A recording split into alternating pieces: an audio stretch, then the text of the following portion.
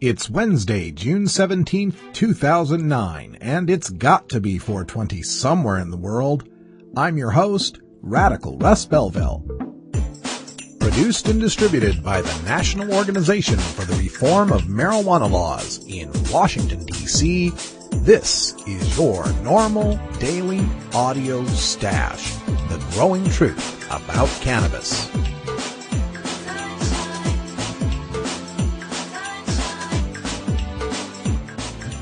Welcome to the most popular podcast regarding marijuana in all of America and all the world, featuring interviews with scientists, politicians, doctors, prohibition policy activists, regular cannabis consumers, musicians, and NORML staff and NORML's board of directors, along with music and comedy no other podcast can offer. You can always find out more about our show at our website, stash.norml.org, and continue the education and conversation on our blog as well. We're ending marijuana prohibition with education, one listener at a time.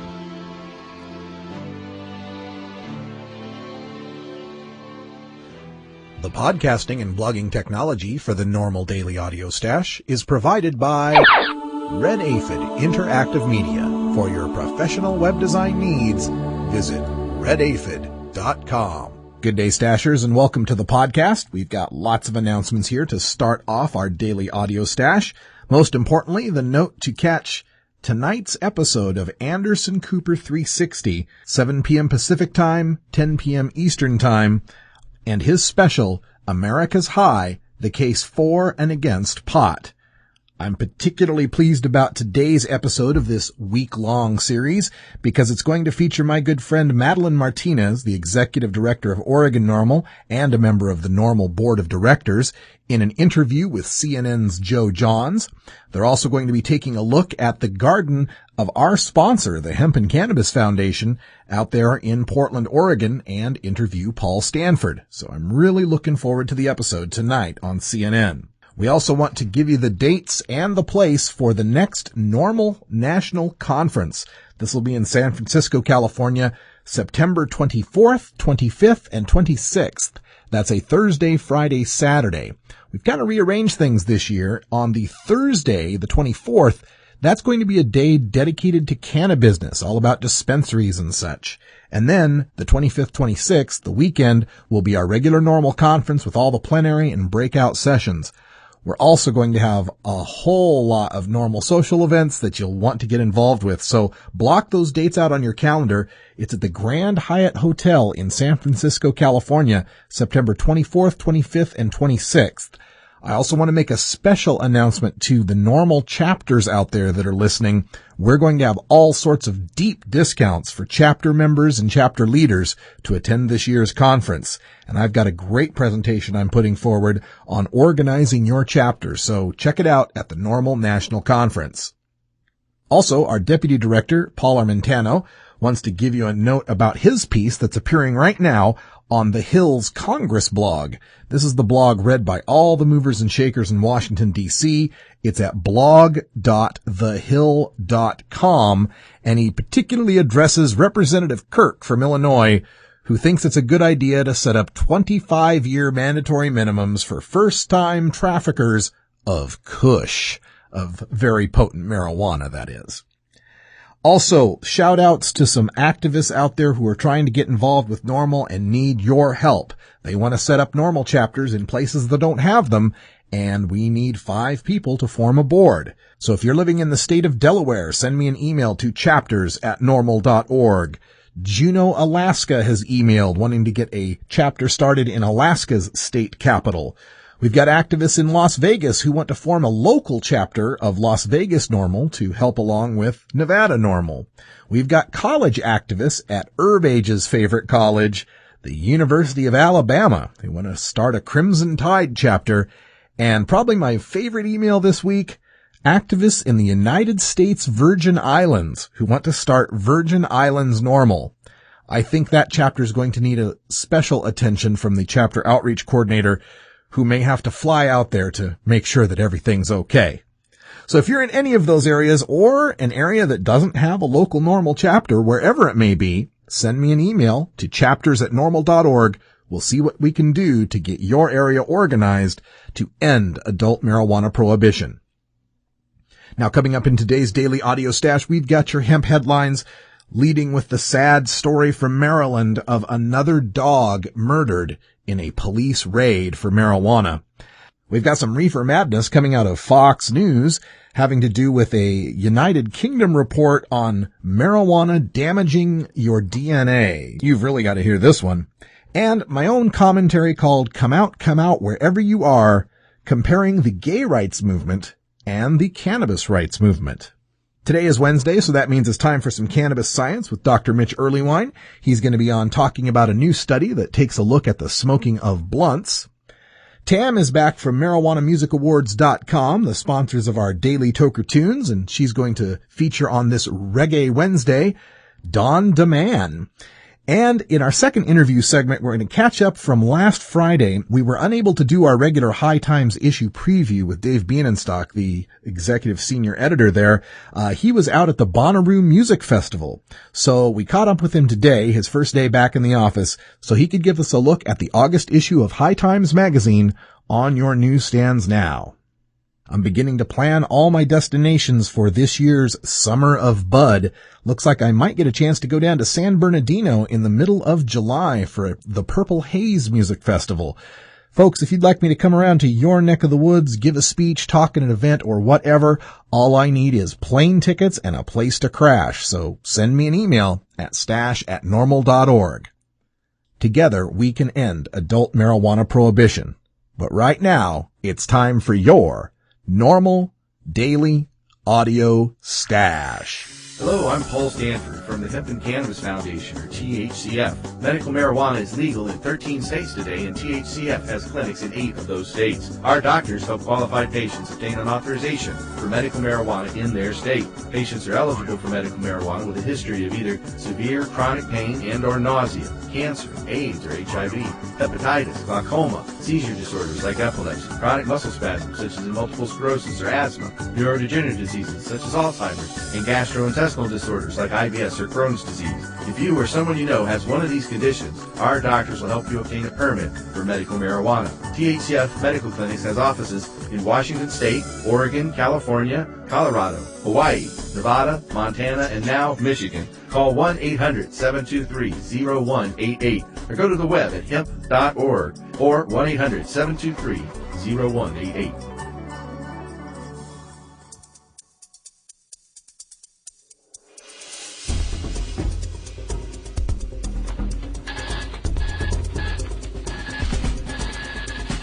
Now it's time to take a look at the latest stories about marijuana from news organizations across America and around the world in our NORML Daily Audio Stash, Hemp Headlines. Home destroyed and dog murdered, but no marijuana found in police raid. Baltimore, Maryland. Quote, "They shot through the door in front of screaming children that were begging them to let the dog out, and she was cowering in there," said homeowner Karina Amato. "They shot through the door and she ran upstairs in the bedroom, and they went up there and pumped AK-47 shots into her in my bedroom." End quote. Amato's boyfriend, Rick Johnson, said, quote, "This is the bullet hole where they shot my dog," as he pointed to a splintered hole in the bedroom's wood floor. "There was a pile of guts and blood right up underneath the bed." End quote.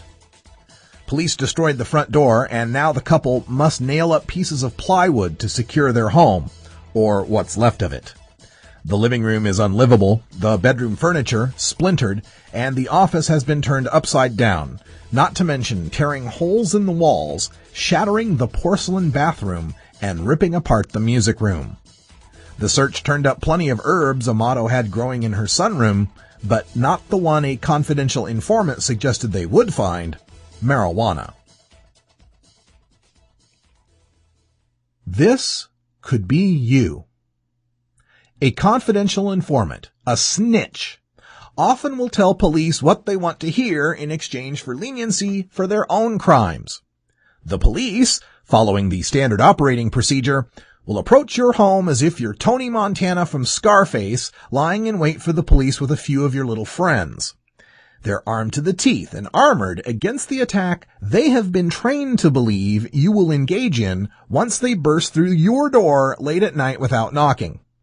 They will destroy your property, smash your TV, slash your furniture, break your electronics, and ruin your home, so they can impress upon you that you are a no-good drug dealer and they've made your drug dealer life miserable.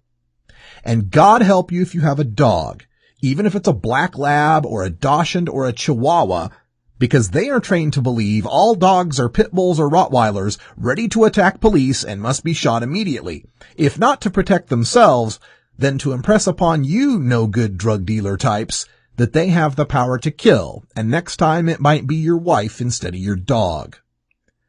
This is how, in the land of the free, we deal with our fellow free citizens suspected of planting the wrong herb indoors. We don't even need proof.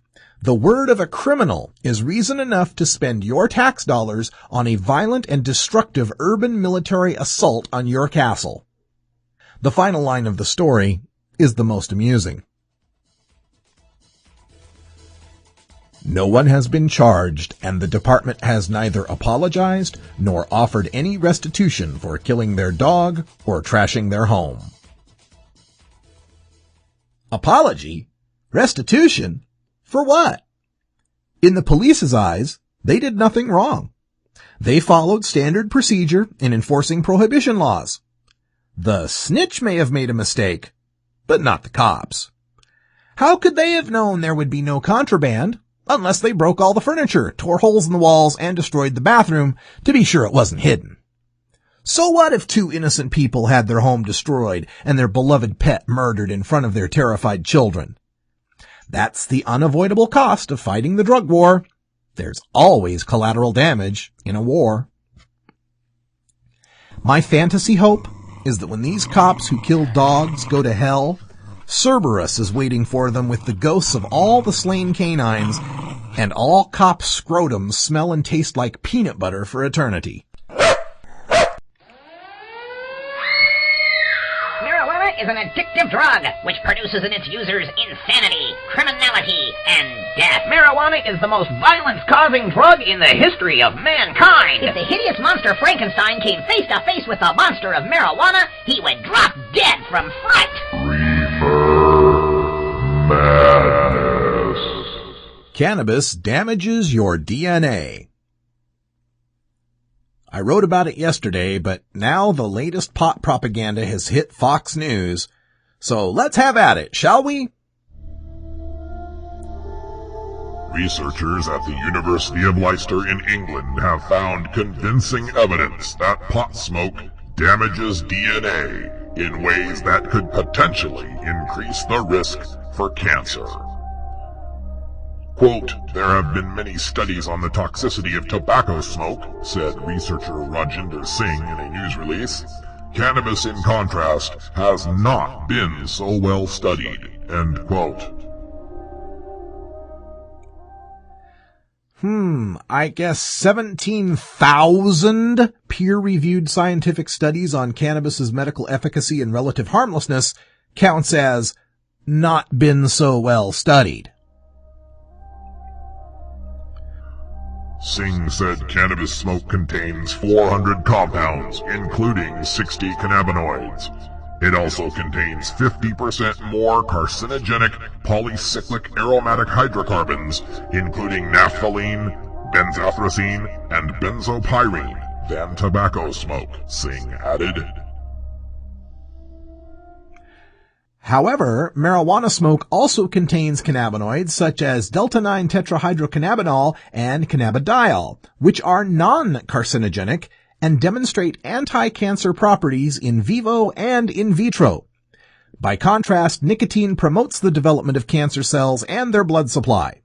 In addition, cannabinoids stimulate other biological activities and responses that may mitigate the carcinogenic effects of smoke, such as downregulating the inflammatory arm of the immune system that is responsible for producing potentially carcinogenic free radicals, the unstable atoms that are believed to accelerate the progression of cancer.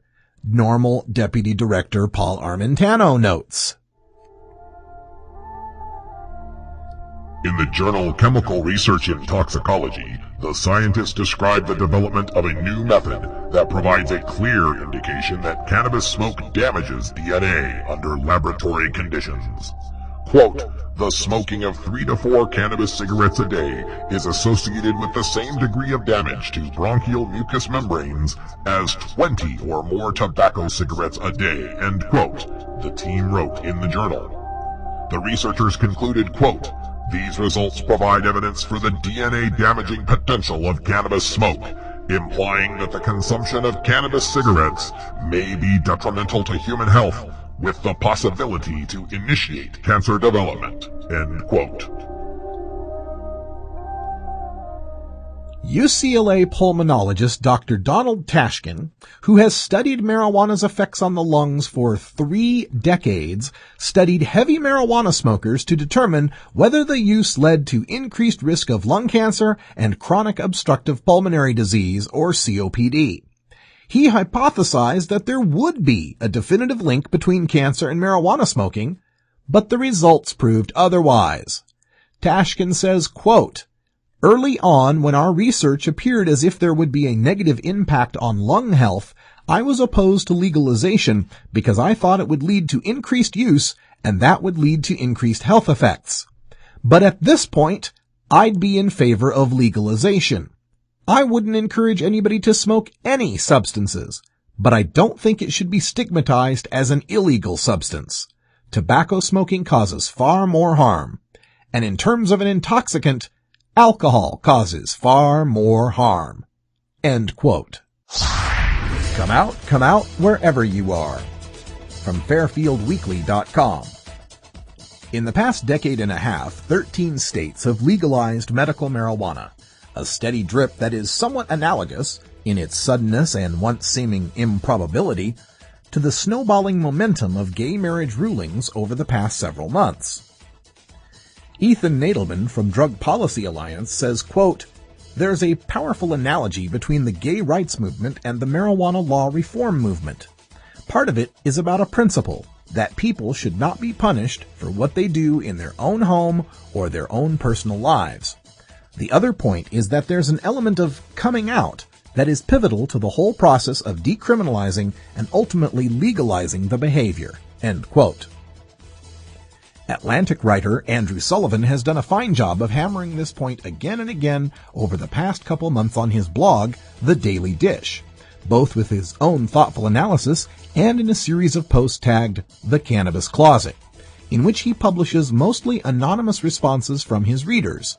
Contract manager with a government agency and treasurer for the PTA, one describes himself. If I got busted, I'd lose a lot, writes another. Nadelman says, quote, I truly believe that if marijuana users felt as emboldened to come out as gay and lesbian people did some years ago, marijuana prohibition would come crashing down very quickly. End quote. The problem is that, quote, it's hard to get people to come out of the closet about something that does remain a crime. End quote. That's one thing I always point out in the gay rights cannabis closet analogy. While gay folks could lose their jobs, homes, and upset their families and friends when they come out of the closet, we face all of that too, plus arrest and incarceration and a lifetime with a criminal record. While homosexual sodomy remained a crime in some states prior to the Supreme Court's Lawrence v. Texas decision, there was no mandatory workplace P-test that could determine with whom and how you had sex the night before. Even if you came out as openly gay, you could not be arrested for it unless you were caught having sex with a man. Thus, we have the unique dilemma of being not only a large invisible minority, but also one that can be arrested. So we have the people with the least to lose coming out of the closet. They tend to be your creative types, your night workers, your temps, the self-employed, students, and so on. They're beautiful people, and I'm proud to represent their inalienable rights. But let's face it, they also present tie-dye, patchouli, long hair, dreadlocks, multiple facial piercings, tattoo sleeves, tattooed necks, shower optional, and other outward symbols of rebellion and counterculture. The closeted PTA mom or corporate dad who smokes pot, the ones who represent the majority of closeted cannabis consumers, already weren't coming out because of fears of losing status or a job or even being arrested. And when they see the people who are out, they fear being lumped in with the counterculture stereotypes. I like smoking pot every day, I've heard more than one say, but I'm not a stoner. Surely the gay rights movement faces this dilemma too, when you think of the leather chaps-clad, bare-chested boy hunks usually seen in a gay rights parade. Often, the people out of the closet about their gayness are the people whose closet doors were made of glass anyway. Everybody knew they were gay but them.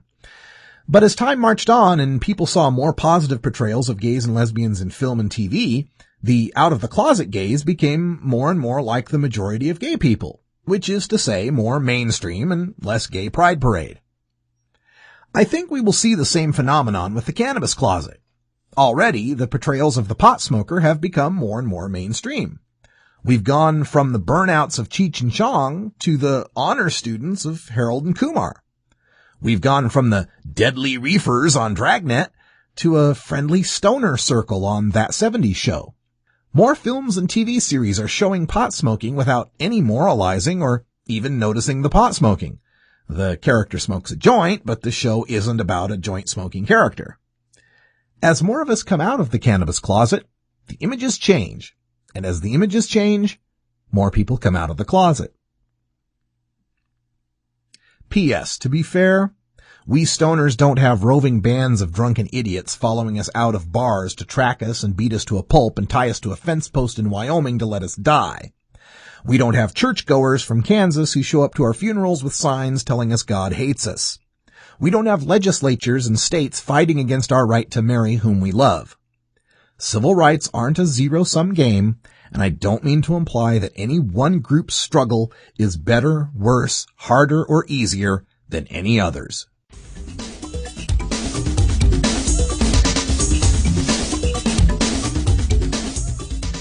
There were 765,000 marijuana arrests in 2007. That's not for dealers and kingpins, no, that's just for simple possession. Multiply that by the average cost of each arrest, and what have you got? $7.6 billion spent on people just smoking some pot. That's enough money to buy health insurance for every child that needs it. That's enough cash to adopt every stray dog and enough left over to feed it. Mr. Obama, I kinda wrote this song for you. You got my vote for change. Now let's see what you can do. Visit NORML.org today.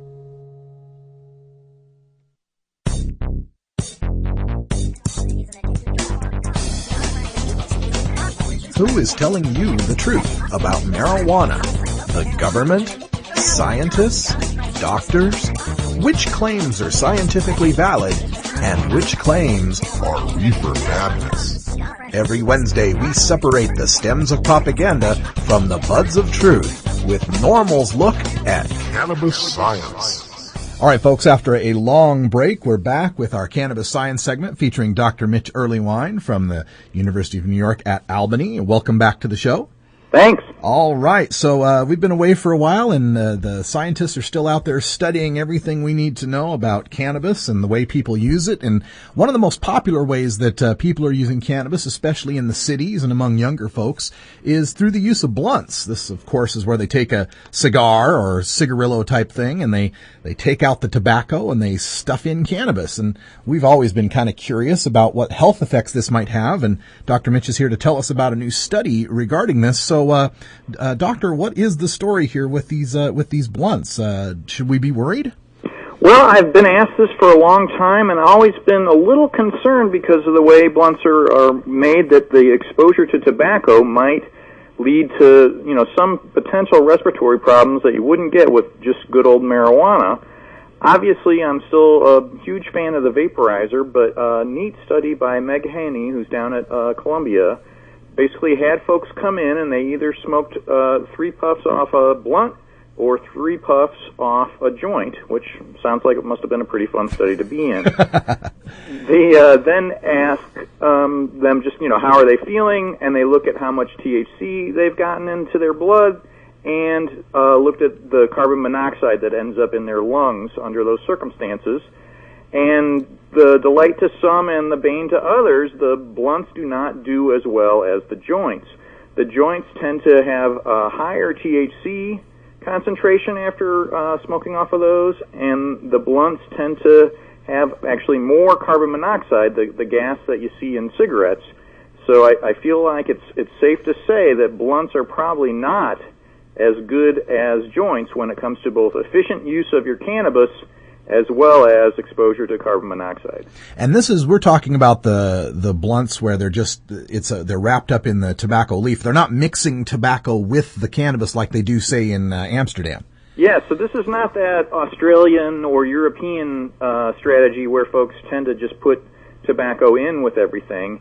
This really is just that it's rolled in one of those tobacco leaf cigar wrappers, which doesn't seem like it would be a whole lot of tobacco, but in fact, it turns out to make a big difference in this case. And from what folks are telling me, some folks are better at this strategy than others, so a lot of folks are leaving markedly more tobacco in their blunts than others. So I feel like this, in some ways, may be an underestimate of the differences, because this was literally just the tobacco leaf as a wrapper. It wasn't the way some people do, sort of pulling the tobacco out of a rolled cigar and then stuffing marijuana into the end. Is there any theory as to why the THC absorption would be lower just because of the tobacco leaf wrapper? There's some hypothesis, at least, that the blunt arrangement tends to filter out a whole lot of things and smoke a little cooler, which people tend to like. But unfortunately, by going through the tobacco leaf, some of that THC is also getting filtered out, so it ends up being less efficient than our good old classic joints.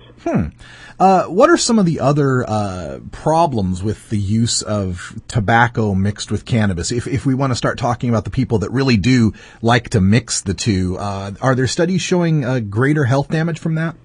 Well, Bob Malamine has a great review in this Harm Reduction Journal. Basically, the key difference, of course, is tobacco has nicotine and cannabis does not.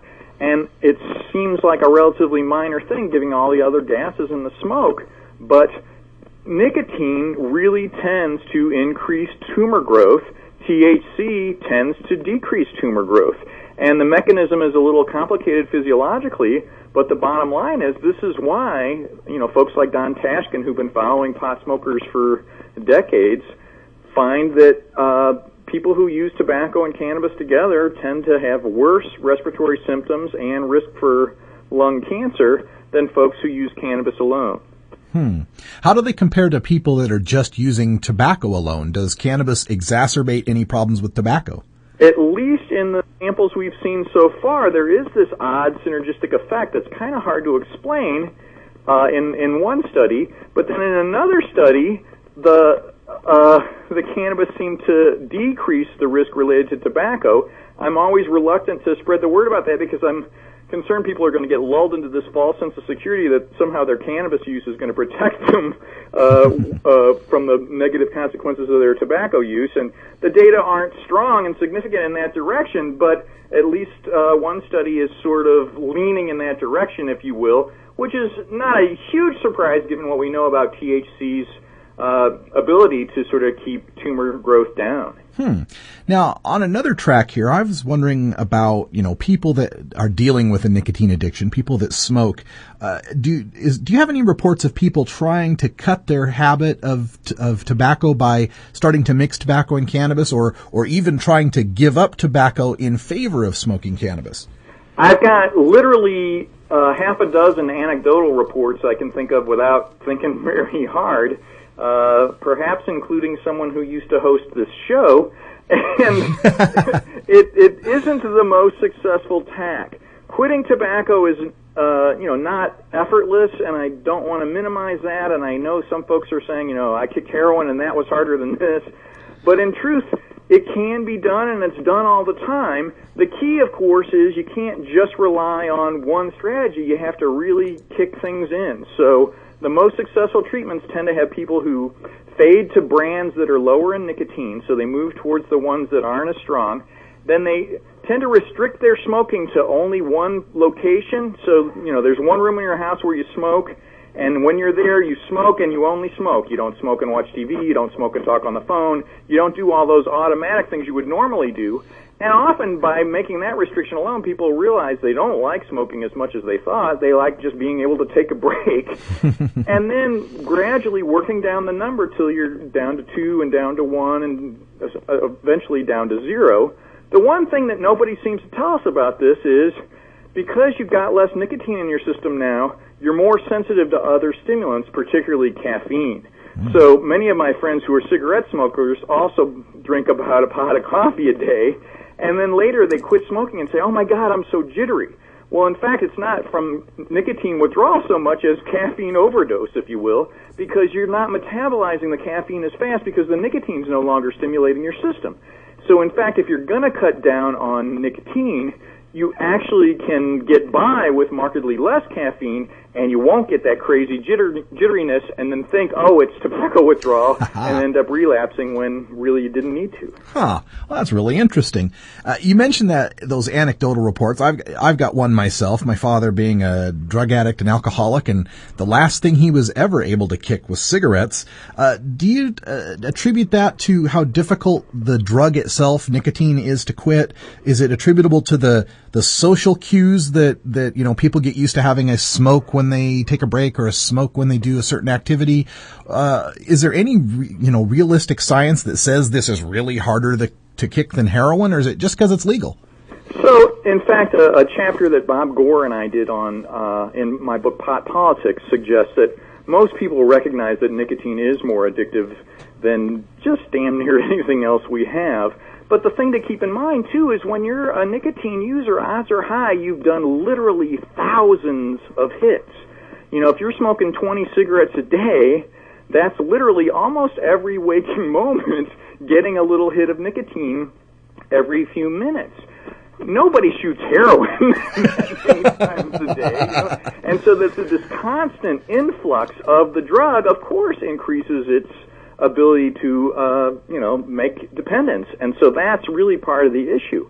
I feel like if people are willing to cut themselves some slack when they're getting off of nicotine, particularly by getting a massage, taking on a little less extracurricular stuff, and just, taking warm baths, exercise, and having a lot more fun, they often do a whole lot better than trying to still do everything they do, work just as hard, and be just as wild, when, in fact, they're going through what's a very serious, genuine case of withdrawal.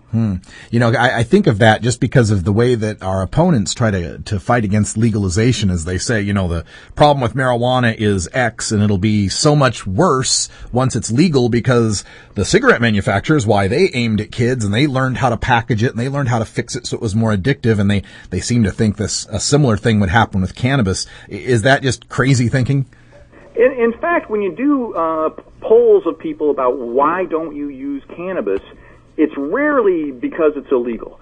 It's they're not interested, or they've tried it once and they didn't like the effects, or something along those lines. It's not, oh, gee, if I just had a legal source, I would just do it all the time.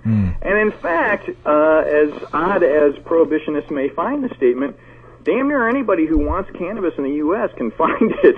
And so I feel like a taxed and regulated market would obviously add controls that we don't have in the underground market, and really makes no sense to think that use is going to suddenly spike up simply because of a change in this regulation.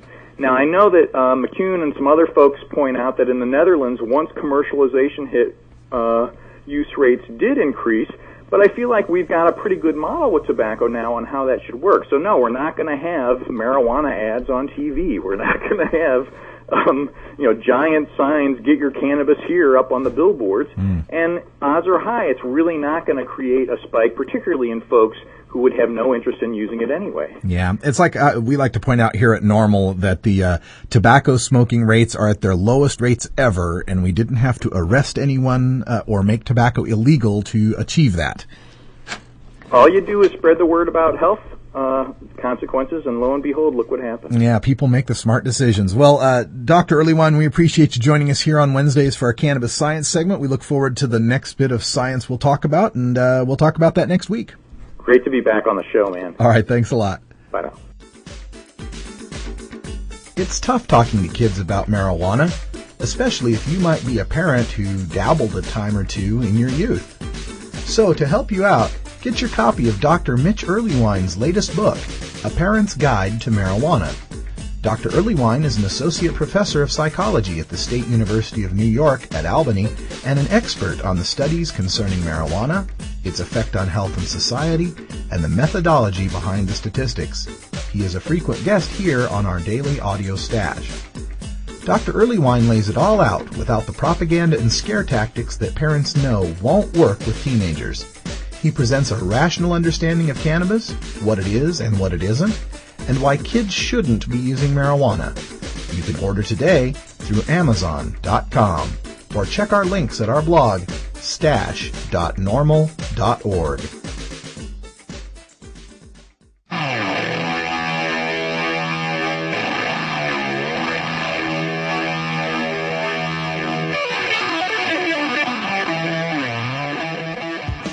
The battle to end adult marijuana prohibition can sometimes seem endlessly frustrating and impossible to overcome.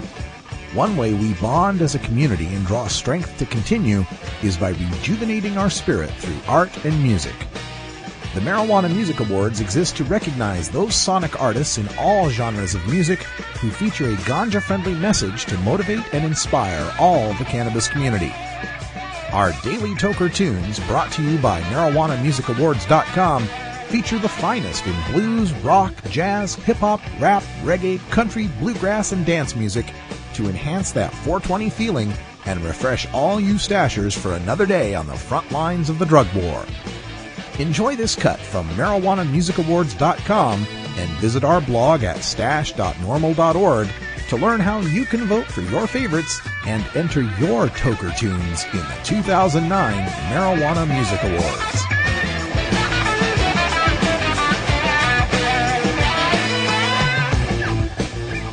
For Reggae Wednesday, we hear the popular artist Don DeMann and his great song, What a Thing.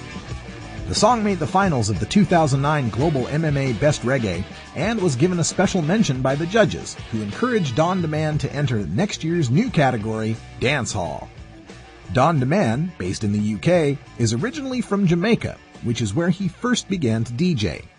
Now Don DeMann has hit the UK scene with his stamina sound and original flows. Don DeMann recently released his first album in Jamaica, Tek It To Dem. He is promoting the album across the UK, performing shows in London, Leeds, Brighton, and more. Check out Don DeMann's unique style and great music at myspace.com/DonDeman2K7. That's DONDEMAN 2K7. And registered stashers, you can get an MP3 download of this tune. It's Don DeMann with What a Thing. Hello? Yo, Rebel! Why the man might deport me tomorrow in a star? Jano. What? I thought you were wedding on Monday. What happened? Jano Weber, hey, tell my wife I'm love her in a star. Hello? Hello? Hello? On a Friday, get the put it on a Sunday. What a thing, what a thing, what a thing. Say me married on a Monday, get the lock up on a Friday, get the put it on a Sunday. What a thing, what a thing, what a thing. I got me looking a life hard in a man. Let me get a look up like figure what England no man. Say them say me back a yard, figure suffer like dog, figure big, figure borrow, hey, hey, hey. But time me reach Jamaica, them call me deportee.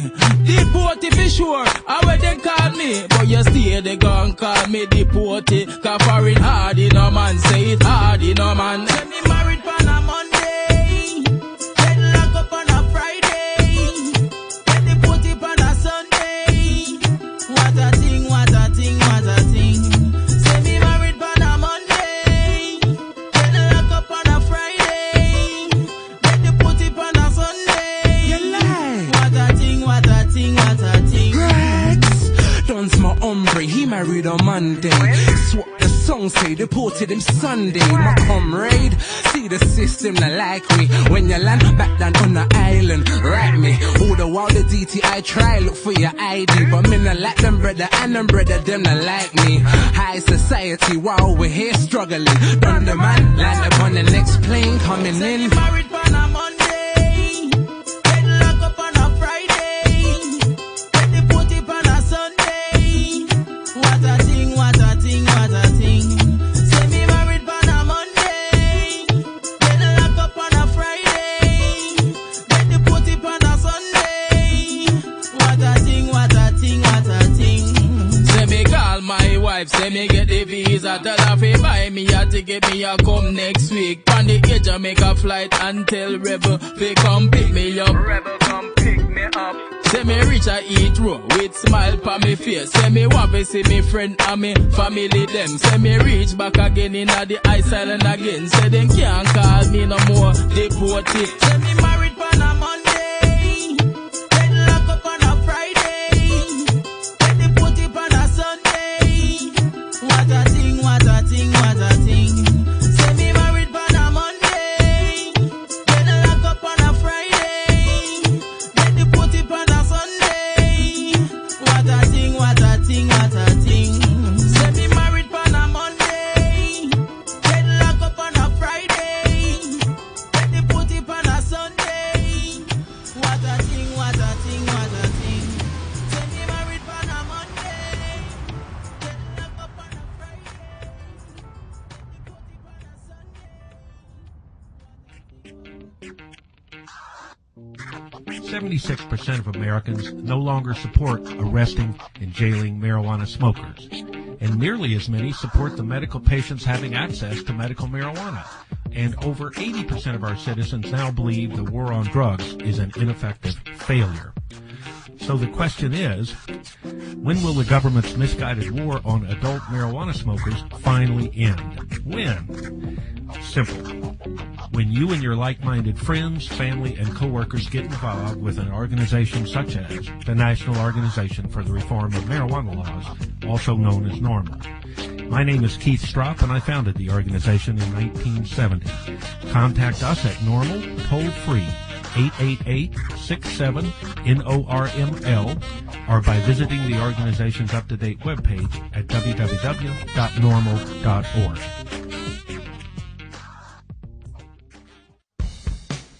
Since 1970, NORML has been fighting for the rights of all adults who use cannabis responsibly. Since 1974, High Times magazine has been the chronicle of the cannabis community. Every second Friday of the month, we bring that working relationship to the NORML Daily Audio Stash with our special guest, Senior Editor Dave Bienenstock, author of the official High Times Pot Smokers Handbook, for our exclusive monthly preview of this month's issue of High Times. Okay, folks, if you've been following the stash, you realize that on the second Friday of the month, we have an interview with Dave Bienenstock, the editor at High Times Magazine. But last Friday, we weren't able to get to that interview because somebody had to go to Bonnaroo. And that somebody is joining us here today. Dave, welcome back to the stash. Hi, Russ, and hi there, everybody out in Normal Land. So you got to confirm for us that your going to Bonnaroo was much more important than doing our interview. So how was Bonnaroo? Bonnaroo was fantastic. I mean, I'm a guy who saw fish a lot back in the day, and I could definitely tell my fellow fish heads that they were playing fantastically well. And the rest of the festival, it's a great time, and I guess I can safely say it's one of the best places to smoke a joint in America, because you have a great music, good people, and you know, it's a great place to see how great America will be when pot is legalized. No doubt. And we can have events like that all over the world. Yeah. Now, they have that at regularly scheduled times. It's always the same time every year? Bonnaroo, it's always in June. Yeah. Okay. But I think it's different weekends in June. Okay. Well, just teasing you a little bit about missing the interview. We definitely wanted you to get out to Bonnaroo, and we've got you here now, so no harm, no foul, right? Let's talk a little bit about the next issue of High Times coming up. This will be the August issue, and what are we focusing on in this issue?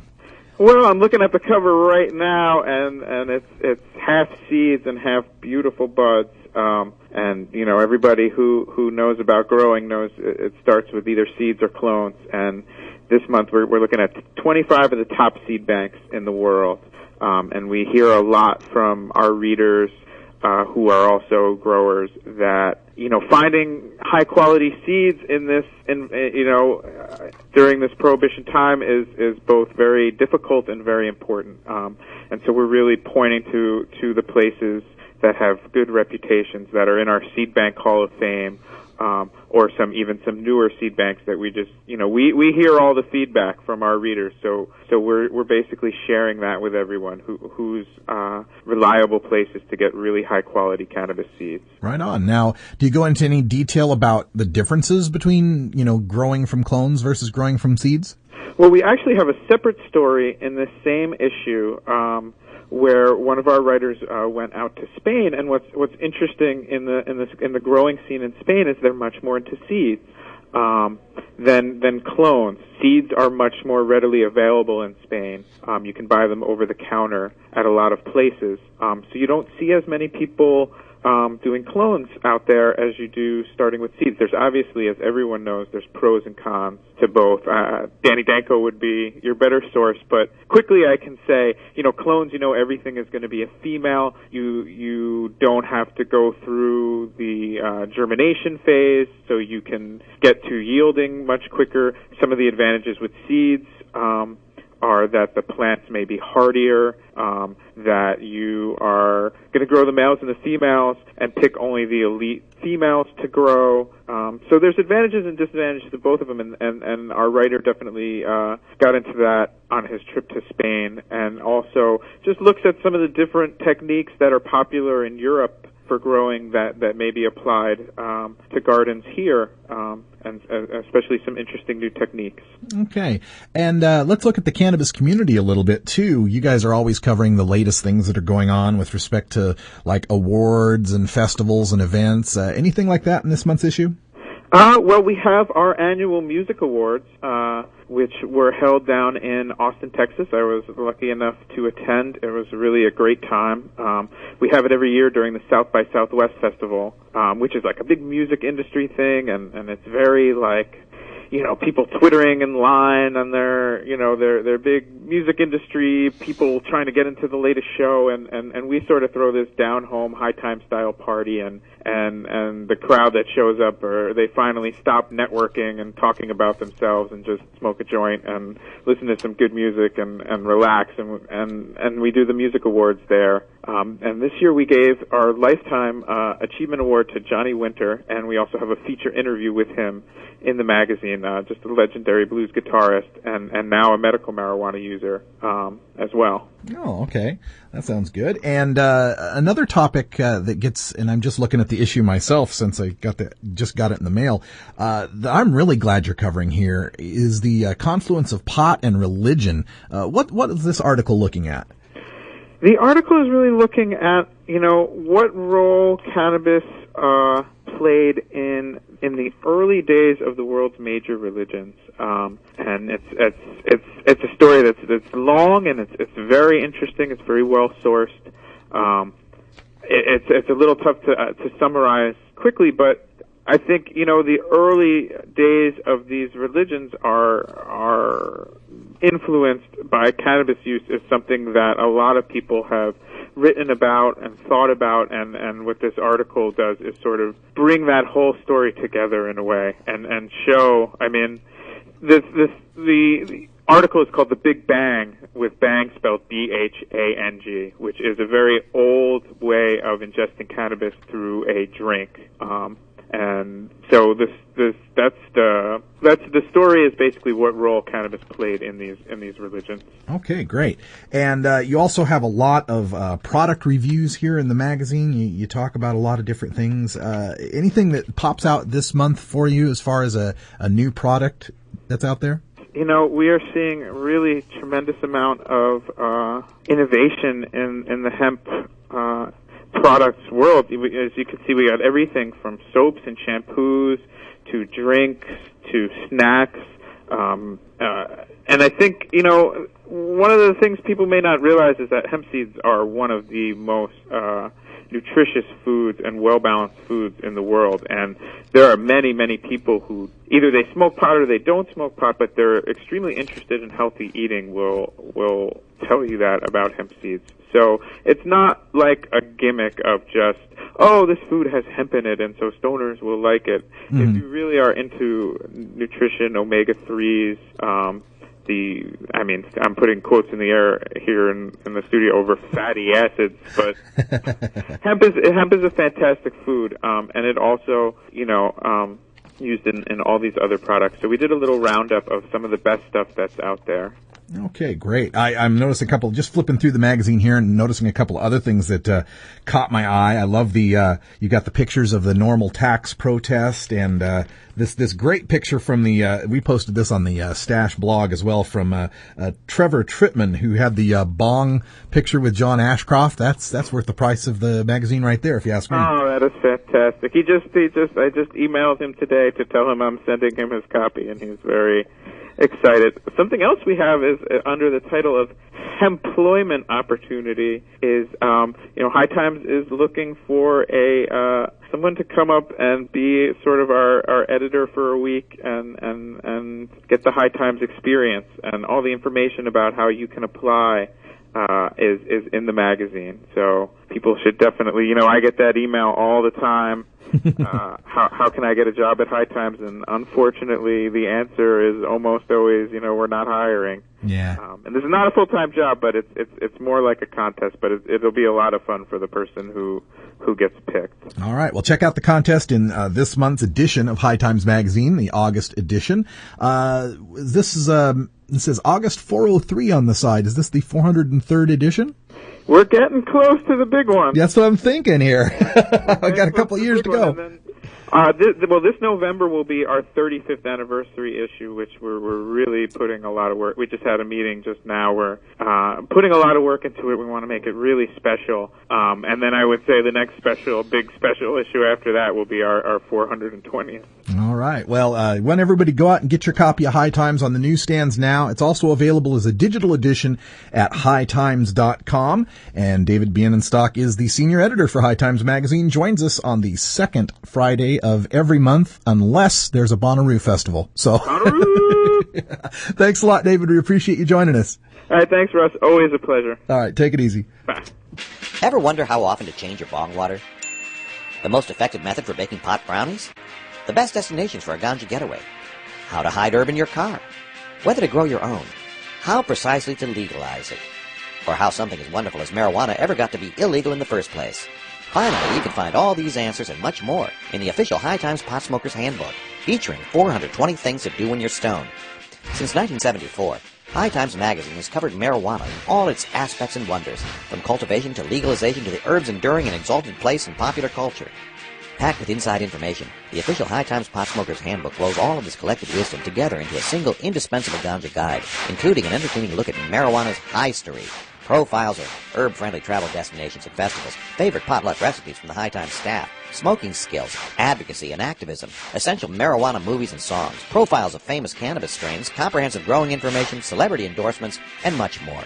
This is truly, finally, the ultimate guide to green living. Thank you for downloading the NORML Daily Audio Stash, the growing truth about cannabis. We are produced by the National Organization for the Reform of Marijuana Laws in Washington, D.C. Our executive producer is Alan St. Pierre. Our deputy director is Paul Armentano. Our webmaster is Brian Judy. And web production is provided by Red Aphid Interactive Media. As always, you can catch up on the latest information about marijuana at www.norml.org.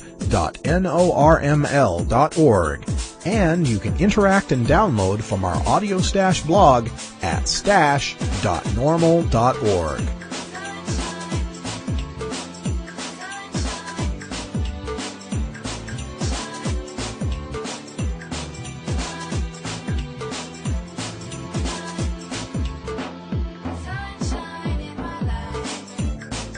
For everyone here at NORML, I'm your host, Radical Russ Belville, hoping all your harvests are bountiful and your encounters with law enforcement are non-existent. We leave you today in a hurry because I got to run out to Madeline's place so that we can watch that CNN together.